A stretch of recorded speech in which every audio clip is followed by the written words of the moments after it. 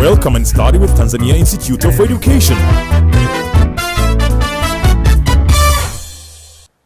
My name is Mesha Kimihare, a teacher of very interesting subject known as biology.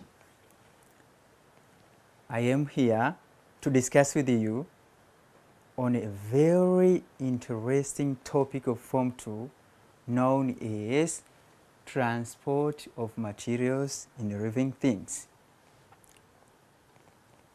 Now, before we go on, let me ask you, a student, have you moved anything from one point to another today? And if yes, what was it? Just tell me. Okay, I think you moved anything from one part to another. Let's say toothbrush, toothpaste, water, and so on. Now, what you did, moving something from one point to another, you was transporting that material from one place to another. Now, forget about transport of other materials. Now, let us go to focus on the transport of materials in living things. Have you ever known that things are just transported in your body? What happens when you drink water? What happens when you take in food? Are they just going to stay somewhere or they are transported from one point to another? They answer that they are transported from one point to another within your body. Now, let us go to see on how things are just transported in your body. Let us discuss the general concept of transport. Remind you, in a previous unit, you discussed it on nutrition in both plants and animals. Begin with the nutrition in a plant. You discussed that plants make their own food through the process of photosynthesis in the leaves. Now, when the food is just made in the leaves, now the food have to be transported either for use or for storage. That is for the case of a plant. Now, likewise, you discussed the process of nutrition in animals. Also, in animals, you say that during the process of digestion, food materials are just absorbed in the part known as small intestine or urea. Now, those food substances, they are absorbed in the blood vessels. After absorption of the food in the blood vessels, now the food are just transported to different parts of the body, either for use or for storage. And mind you, within our bodies, some waste also are being produced. Now, those waste materials has also to be removed from our bodies, because if they are left there, they are going to harm our body. They are going to make us suffering from disease, and we may also die because of the accumulation of waste product. Now, also waste have to be removed out of our body. Now, all of those mechanisms of transporting nutrients within the plant and within a human being like me and you, transporting waste products from our bodies and also in the plants, although all those processes are just involving transport of material. So now, what is the meaning of transport now? Can you tell me the meaning of transport? Can you just try to make a correct meaning or definition of transport? Okay, now, transport refers to the movement of materials from one part to another in living organisms. Can you remind me what materials are just being moved from one point to another in the body, as we have discussed it? Materials which are just moved in the body are just like food nutrient, oxygen, hormone, enzymes, and waste product. So those are the materials which are being moved or transported within the body. Now, let me take a written note.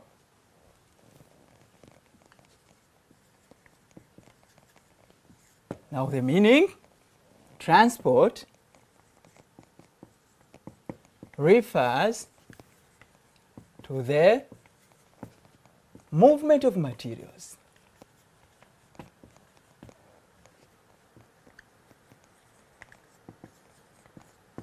from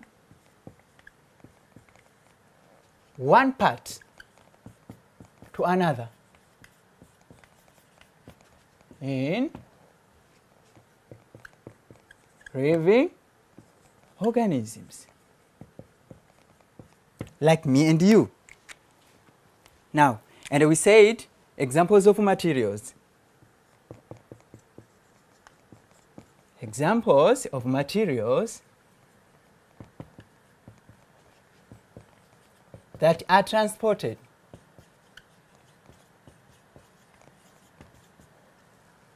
are like what? We said food and nutrients,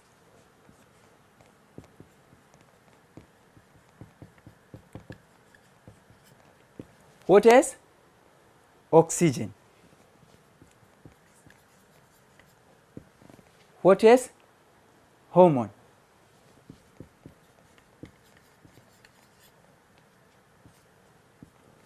What else? Enzymes.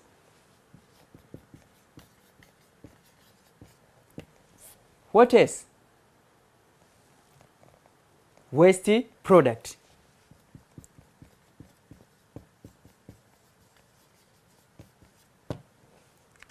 Now, all of these materials are just transported from one part to another within your body for efficient functioning of the body. Now, let us come to look on the importance of transport of materials in living organism. Now, what are the importance of transporting materials within the body of living organism? Materials has to be transported from one part to another in order to ensure proper functioning of the body. So now, the following are the importance of transport of materials in the living organism. Now, importance.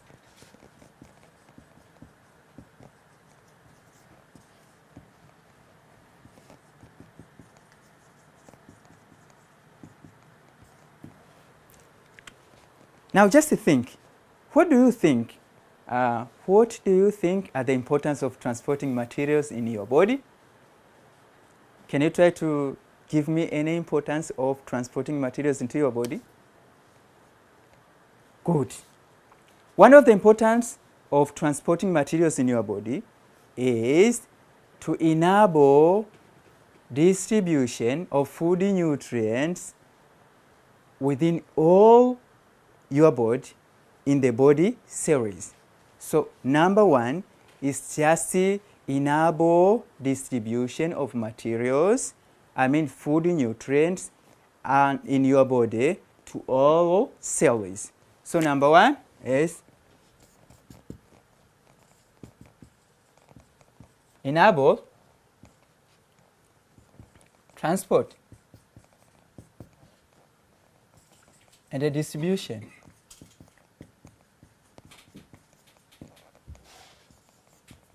of food and nutrients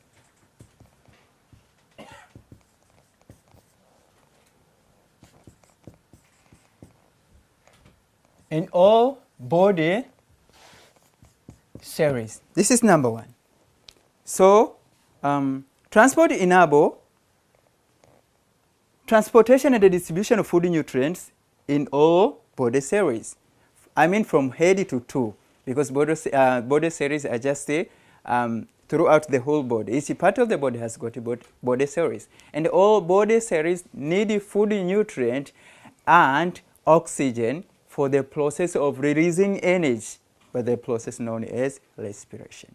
Now, what is another important? What do you think is another importance of transporting materials in your body. Can you just tell me? Good. Another importance is that transport of materials enable the distribution of excess food materials from one place where they are produced to the storage areas. So now, number 2, enables transport of excess food materials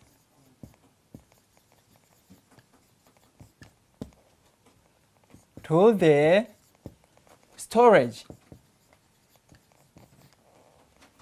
areas or site. Take an example in a plant. We said that in a plant, food are just manufactured in the leaves by the process of photosynthesis. Now, the food manufactured in a plant has to be used, but the excess food has to be stored in the body of the plant. Now, various plants has got different storage organs. For example, let us take an example, a good example of, let's say, cassava. The storage organ of cassava is root. So now, the excess food in a plant, that is glucose, has to be converted into starch and then transported to the roots for storage. So when you eat cassava, you are just eating starch, which is the food stored in the plant, cassava. Now, coming to human being, also we take food containing carbohydrate and mainly glucose. So when we have excess glucose in our body, the excess glucose are being converted into glycogen and then transported and being stored in the muscles. So that is importance of transport. And importance number 3, transport enables transportation or remove of waste product of the body metabolism from our bodies, which can harm us. So it enables transport.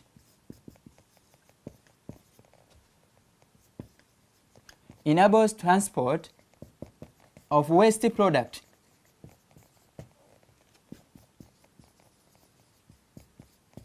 of metabolism to the excretory organs. So these waste products are just transported to the excretory organs.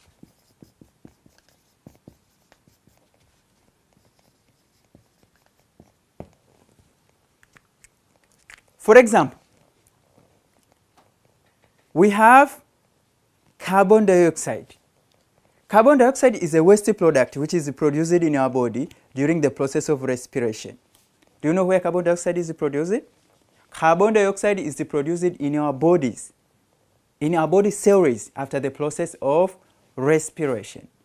But if carbon dioxide is to be stored there in the body cell, it will harm your body, so you will die. Then carbon dioxide have to be transported to its excretory organ. Do you know what is it? It is taken to the lung, and there to the lung, carbon dioxide is being exhaled out. Then it will remain safe. That's why we take in oxygen and taking out carbon dioxide. Now, these are among of the importance of transporting materials in living organisms. Now, from the importance of transport, now let us go to discuss another part in the general concept of transport. And the part next is ways of transporting materials in our bodies. Now, we need to know, we said that various materials are just transported in our bodies. But can you ask yourself, how those materials are being transported in your body? Is there any car which is transporting those materials? Is there any roads transporting those materials? Now, how those materials are being transported. Now, we have the way of transporting materials in our bodies. Transport of materials in our bodies takes place within the cell. Most of the life processes in our bodies takes place at the cell level. Therefore, materials has to move in and out of the cell in order to ensure transportation of materials within and out of the cell. Now, because materials has to move in and out of the cell. Because materials has to move in and out of the cell. This is the cell. Now, let's say this is the animal cell. So, materials have to move inside. Can you tell me what are the materials moving inside? Good. Materials moving inside the cell are just like oxygen and what else? Nutrients. Oxygen and the nutrients are just moving inside the cell for the process of respiration. But some materials are moving out of the cell. So others are entering and others are leaving the cell. Can you tell me what are the materials leaving the cell? Good. Those materials leaving the cell are the waste product like carbon dioxide. So carbon dioxide is produced within the cell by the process of respiration, and it has to be taken out of the cell. So example of materials moved out is like carbon dioxide. So now, when you are discussing ways of transport, we need to know how materials are just transported in and out of the cell. Now we need to see how materials are crossing here, this membrane. How materials are crossing in and out of the cell. Now we have two ways by which materials move across the cell membrane. So we have two ways of transport.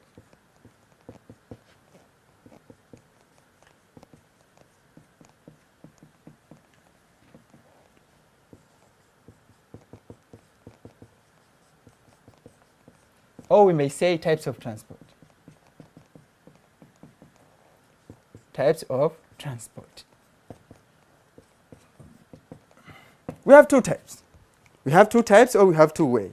Number one is active transport. Active transport. And number two, passive transport.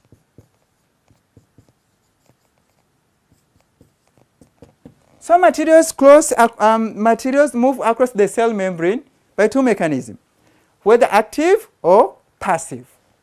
Now, start with number one, active transport.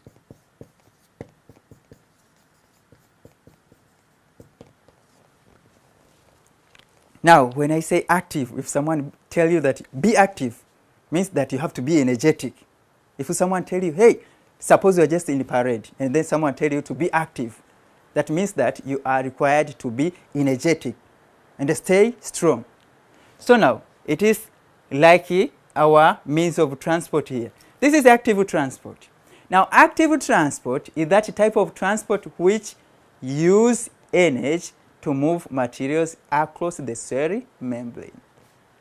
And the energy used is it is not that materials are just pushed like using such kind of energy. No, there is a special energy in your body known as ATP. So ATP, the energy which is used to move materials across the cell membrane. So here in active transport, the way or the type of transport.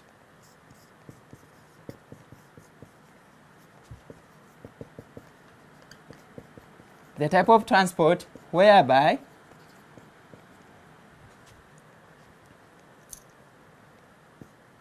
energy is required.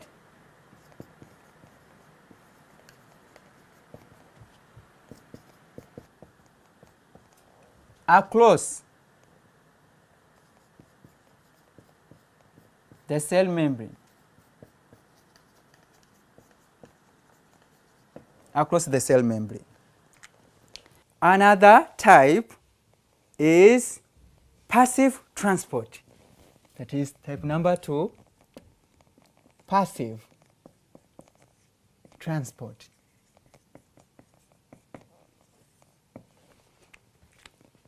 How do you understand by the term passive? Passive means freedom, without use energy. So now, when we come to talk about passive transport, now this is the type of transport which does not use energy to transport materials across the cell membrane. So, the type of transport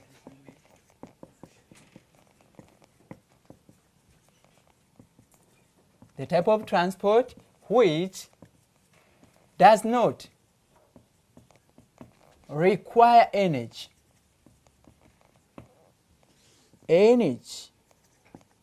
to transport materials across the cell membrane. Across the cell membrane. Now, passive transport is divided into 3 types. Can you guess them? What are the 3 types of passive transport? 1. Okay, 1 is diffusion. So types of passive transport.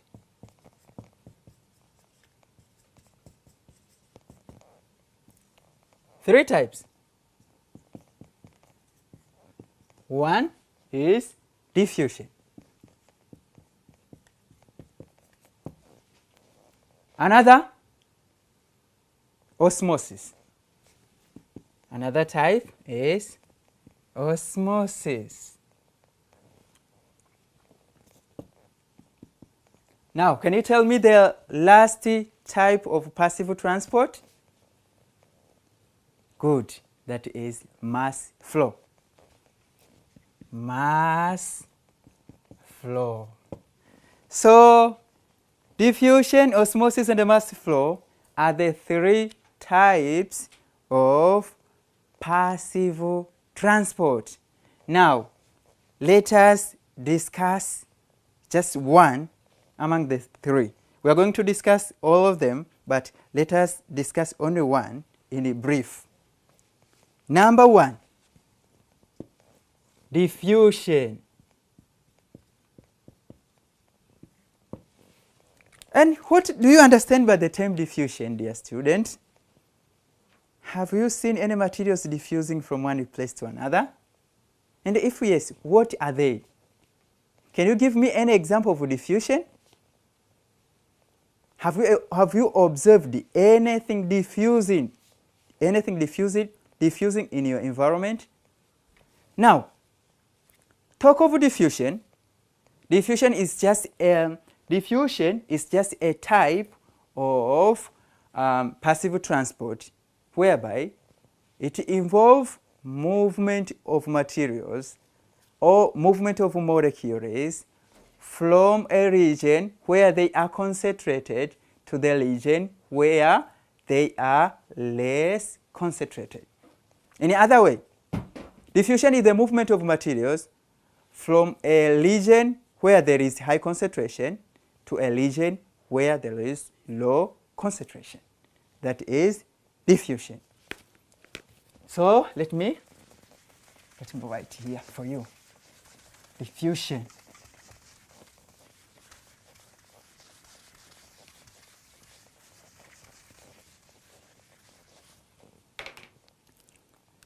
Now, diffusion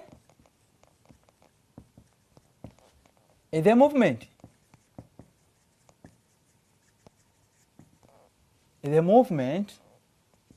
Of molecules, mainly solute molecule, from a region of high concentration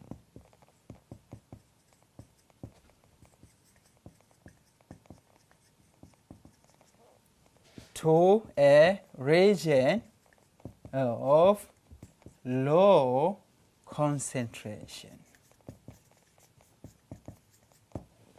Now, that is diffusion. Now, simply, let me show you one example of how materials diffuse from a region of high concentration to low concentration. Now, here is a cup, and here is water. I just want to put water in the cup. Can you see me? This is water, hot water. And then here I have some coffee. So now, look, this is coffee. I will put here in water, showing that in one part of the tea, now this coffee will be concentrated. But now, following the diffusion law, now this coffee will just split throughout the whole cup. And all water will change color because of the process of diffusion. Because these materials will move from a region where we just put them to other region following the concept of diffusion. That now it is involving the movement of materials from a region where they are concentrated to a region where there is low concentration. Now, just observe.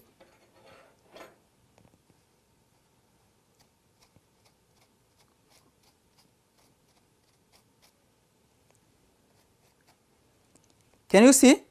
Now, water is changing color now. This means that these materials are just moving from here, where they are highly concentrated, to the region where they are low concentrated. Can you see? Now the whole cup is going to change color.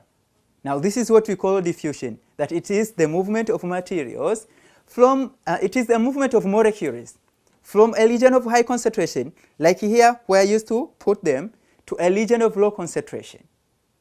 This is osmosis. No, this is diffusion. And we are trying to demonstrate how particles, molecules move from high concentrated region to low concentrated region. Thank you for today. This is the end of the session of today.